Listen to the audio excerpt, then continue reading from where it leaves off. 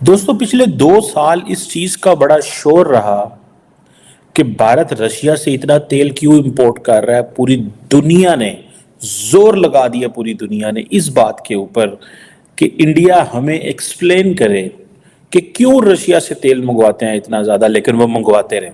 India के वज़ीर-ए-आज़म को कहा गया कि ये चाय वाला है। टैलेंट है ना, इंडियन टैलेंट को तो क्वेश्चन किया ही नहीं जा सकता है कि भारत मिडिल ईस्टर्न ममालिक के साथ ज्यादा ताल्लुकात इसलिए बढ़ा रहा है ताकि वो अपनी जो एनर्जी सप्लाई है उसको कायम रखे, चीपेस्ट प्राइस पे तेल लेता रहे। ऐसे लोग पॉवर्टी सिस्टम के ऊपर आएंगे और गवर्नमेंट एक्सपेंडिचर्स इन स्कीम्स पे कम होगी।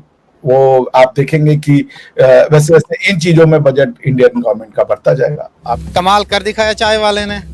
हिम्मत है किसी की कोई इस तरह करें कि पाकिस्तान की जो डिफेंस फोर्सेज है, आर्मी, वो इन्वॉल्व है इकोनॉमी में, और वो इकोनॉमी को इन्वॉल्व होने से इकोनॉमी का भट्टा गोल हो गया। हालत बहुत खराब है पाकिस्तान की, और हालत बहुत खराब है उस कंट्री की जिस कंट्री में अभी अभी मैंडेट पे डाका डाला गया। इमरान मार्केट को डाइवर्सिफाई करे, ऑटोनमस पोजीशन एस्टैब्लिश करे, एंड देन इंटरनेशनल ऑडियंस को इंडिया ये कहता है जी we are answerable to our voters.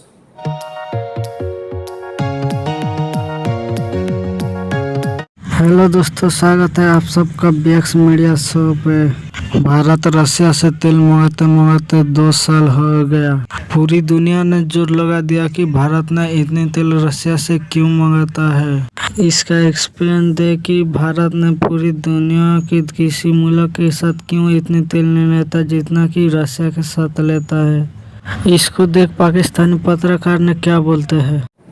अभी मैं देख रहा था कि इंडिया के जो मिनिस्टर हैं पेट्रोलियम के, हरदीप सिंह पुरी साहब, और इससे पहले डॉक्टर जयशंकर भी, we are answerable to our voters, we are a democracy.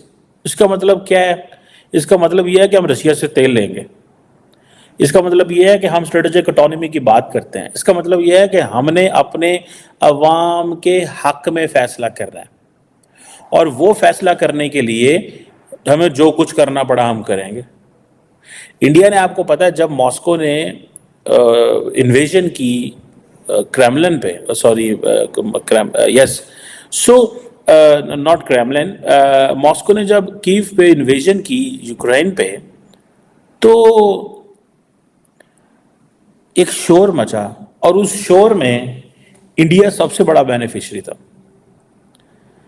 कहा जाता है कि जनवरी 2022 जब ये इन्वेजन शुरू हुई फरवरी में, तो तकरीबन 1.27 मिलियन बैरल जो है वो डाटा ये बताता है कि इंडिया इंपोर्ट कर रहा था। ठीक है जी। और फिर ये 1.99 मिलियन बैरल भी गई। और अब आप देखें इंडिया ने बेसिकली किया क्या है, इस चीज़ को थोड़ा समझने की ज़रूरत है। इंडिया का इंटरनेशनल जो एनर्जी एजेंसी है उसका फोरकास्ट ये है कि इंडिया की जो ऑयल डिमांड है वो तकरीबन 20% बढ़ेगी फ्रॉम 2023 टू 2030, जो कि 6.6 मिलियन बैरल पर डे पे जाएगी। जरा इसको समझिएगा।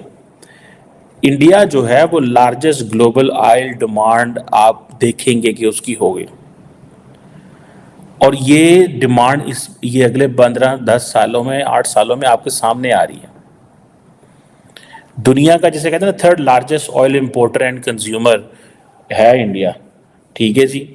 और उनको इस चीज़ की समझ यह है कि इंडिया अगर 6.6 मिलियन बैरल पर डे पे आ जाता है तो मार्केट पे डाइवर्सिफिकेशन तो चाहिए होगी, भाग तो आप नहीं सकते। इस वक्त आपको पता है इंडिया दुनिया के 39 ममालिक से तेल मंगवा रहा है। That is that they are diversifying their market, और इस पे इंडिया ने पहले काम शुरू कर दिया। और वो क्यों कर रहे हैं? बिकॉज उनको पता है कि ये रशियन जो मार्केट है ये सस्टेनेबल नहीं रहेगी।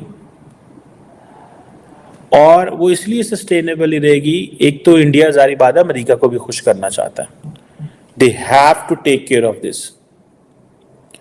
वो जो इंडिया एक एक दौड़ लगाई ना इंडिया ने 2022 के बाद, ठीक है, वो सारी बात है कम हो गई और अभी वो बहुत ज़्यादा कम हो गई है।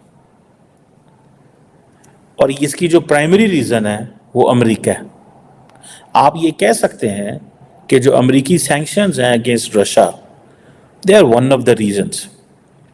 फिर G7 है, फिर यूरोपियन यूनियन है, इन्होंने आपको पता है कैप लगाया था $60 पर बैरल पर।